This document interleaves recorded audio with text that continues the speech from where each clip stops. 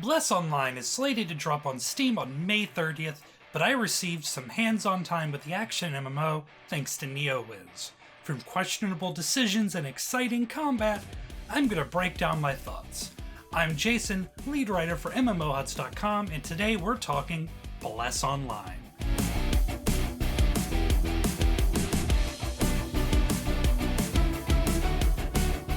Last week, I joined quite a few high-profile streamers and content creators to check out Bless Online, which is well on its way to arriving on Western shores.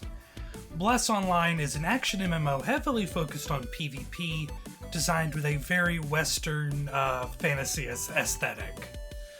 We were able to check out the early game content, character creation, explore a mid-level dungeon about 33-35, and we got to speak to some of the developers from NeoWiz. Now, we've been reporting on Bless for a couple of years now. Once we heard it was going to close and it was never going to come to the West, I was a little disappointed. But now, all of that's been retracted, the combat's been retooled. I feel very positive for Bless Online as it comes to the West. It's not all roses, unfortunately. So we're going to start with one of the big sticking points, and that's money. Now, Bless Online is a buy-to-play without a subscription service, and instead it will offer an optional premium membership service, as well as a cash shop that they insist has been rebalanced to not include pay-to-win items in it. Unfortunately, we didn't get to see the cash shop in person, but I did discover one of the more controversial items will be making its way to the West. There's an item that will make you immune to PvP for a limited time, and it can only be purchased with real money. I'm fine with PvP, that doesn't bother me. I'm not really big on it, but I'm not gonna wuss out. What does bother me is that the only way to buy this item appears to be with real money, and that's kind of a peculiar decision, and one I'm not that crazy about. Jury's still out on the cash shop, but in a few weeks, we'll know more, and when we do, so will you.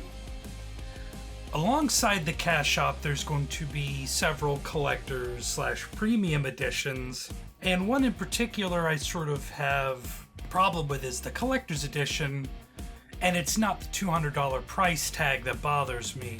It comes with a gift copy of the game to give to a friend. It comes with some of the in-game currency. I believe it's about 3,500 Lumina, and something known as premium customer support. I covered this in my written piece, but I really feel like I needed to restate it. NeoWiz should definitely consider either renaming the premium customer service or just make it more clear what that means. I know as a player I wouldn't want to feel like my concerns weren't valid because I didn't spend $200 on the game. Combat, however, is one of the things I adore about Bless Online. It doesn't have a ton of buttons, and you won't need 3, 4, 5 hotbars like in some other games. And it also has a really cool combat system which features stance changing. Your hotbar will have 3 main attacks alongside about 4, maybe 5 other abilities like buffs, like resurrection if you're a healer, etc. And your stance button is defaulted to the tilde key on your keyboard, which will change your attacks and abilities. The goal is to hit one of those 3 main attacks, and on your screen you will see a UI pop up with one of 2, maybe 3 buttons. Unless you're at the end of a combo, then of course it's only going to be 1. You'll hit one of those buttons, it'll give you your next choices, and then you'll move to the end of the combo, and ideally you'll stance change as soon as you use that 3rd ability, and you'll continue the combo to go just a little bit farther, deal more damage, do more healing. I am very grateful that you can remap your combo buttons, because while your attacks are 1, 2, and 3, your combo buttons are like Y, T, and R, something like that. It's really it was awkward on the keyboard I was using, and I will be very grateful to be able to maneuver those around on my keyboard to something less tedious. all classes need to use this combo system, so I feel like it will also change the difficulty, the skill cap required to be efficient at the various classes in the game. If you hit the K key for your skills, it will also show every possible combo, so you can sort of get an idea of what buttons you're going to be hitting and not spend so much time focused on looking at that pop-up on your screen, and instead worry about the things underneath your feet, because enemies in dungeons do a lot of damage, and you don't want to get blown up by a boss when you're trying to drop a combo. It's a fun, interactive system, and since I played as all the classes currently offered, I'm very excited. This is the first MMO I've ever really tanked in. The first class I tried was the Guardian, and it was a little hard to get used to, but it was definitely fun. It was a challenge without feeling ridiculous or overwhelming. There's one other thing I'd kind of like to see in Bless, and that's controller support. This is not a game that uses a ton of buttons, and action MMOs just kind of feel better with them on.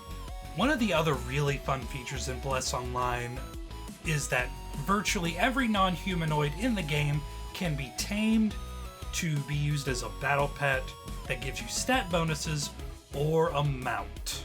Thankfully, you can't buy any of those stat boosting pets either. They're only acquired through in-game work. It's a pretty simple system too. When you highlight an enemy in the world, you'll see a little icon above their health bar. It'll either be like a little butterfly if it's a pet, or a wheel if it's a mount. You craft taming scrolls to cast onto the desired target, and once you've cast the scroll, a little mini game will pop up on your screen. It'll be a bar with a smaller green bar within it, and you just hit space key at the right time a couple of times, and bam, you've got a new toy. It doesn't seem like you can spend real money on the scrolls either. You craft them with adventure points, which are gained through questing and exploring, as well as by completing monster quests. Occasionally, when murdering the wildlife, you'll gain a quest where you need to, kill more monsters. It seems like it won't be too taxing to craft them, and there are something like 600 possible pets and mounts throughout the world. And if you're anything like me, I love collecting rare mounts. So I'm very excited to see what this will bring to the Bless Online experience. But here's where I run into a little bit of a wall. We were told it would only take a few days to hit level cap, even if you're not grinding hardcore. It's not a very difficult grind with a present level cap of 45 at launch. There are plenty of dungeons to explore. I believe it's 7 or 8 dungeons in the post-game, I believe. And as a very PvP-oriented MMO, there are always the possibility of people to kill in the other faction, because you have 2 factions, you join one, and from what I saw in the test client, you cannot make characters for the other faction, so you have to kind of stick to your guns, at least on that server. A lot of the grind appears to be doing high-level dungeons and raids to get better and better gear to tackle greater challenges. Not that that's really a new concept for MMOs in general, but I do wonder if it's going to be enough to keep people on board, especially with a relatively short level grind. It's very important that this has plenty of post-game or end-game content for players to tackle and not get bored and quit a couple of weeks into the game's life.